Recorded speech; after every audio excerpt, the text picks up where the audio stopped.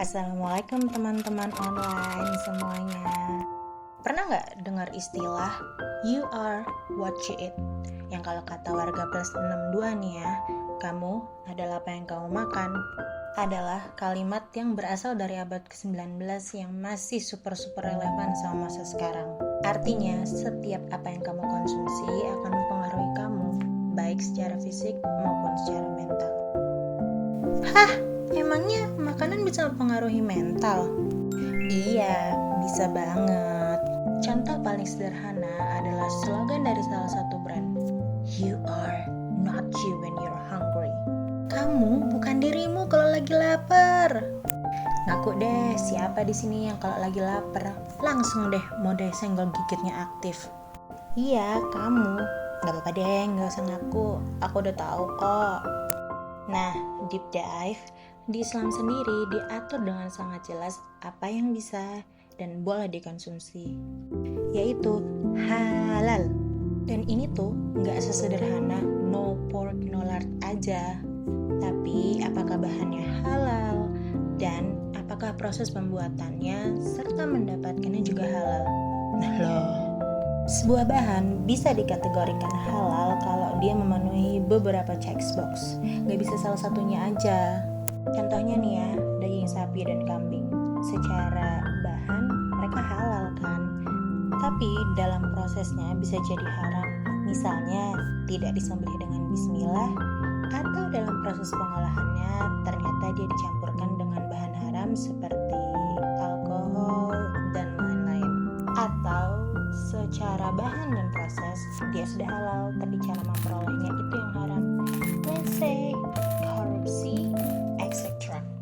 Rasulullah Shallallahu Alaihi Wasallam dalam salah satu hadisnya bersabda, setiap tubuh yang tumbuh dari makanan yang haram, maka api neraka lebih utama baginya.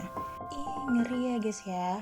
Maka sudah sepatutnya kita menjadi lebih teliti terhadap apapun makanan dan minuman yang kita konsumsi.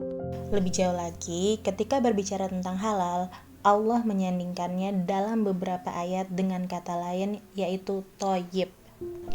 Bukan abang yang gak pulang 3 kali lebaran 3 kali puasa itu ya, bukan. Contohnya dalam surat Al-Baqarah ayat 168, Al-Maidah ayat 88, Al-Anfal ayat 69, dan Al-Nahl ayat 114. Kata halal dan thayyiban muncul secara bersandingan. Jadi thayyib ini apa? Thayyib itu kalau kata warga plus 1 artinya quality. Tapi kalau kata bahasa warga plus 62, kualitas.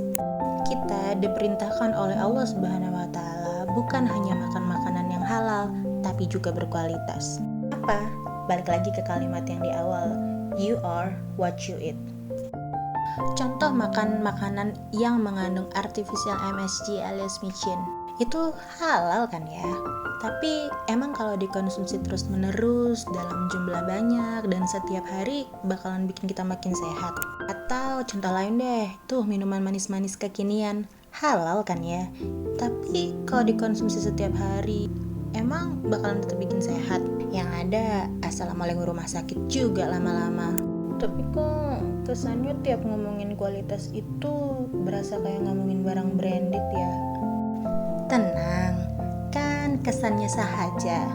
Banyak kok bahan-bahan berkualitas yang gak mahal dan nutrisinya boleh banget diadu sama bahan-bahan yang katanya mahal itu. Contohnya si Titu alias tahu dan tempe. Bahan-bahan ini punya kandungan protein yang tinggi plus harganya insya Allah ramah. Atau ikan kembung yang punya protein gak kalah tinggi tuh dari ikan-ikan impor sana. Terus, apalagi makanan sehat dan berkualitas yang ramah di kantong. Pengen tahu aja. Pengen tahu banget nggak? Jangan lupa follow kita di Instagram, YouTube, dan juga TikTok @bitelabs99. Jangan salah ya, untuk dapat cerita dan info seru serta tips-tips halal dan thayyiban sehari-hari.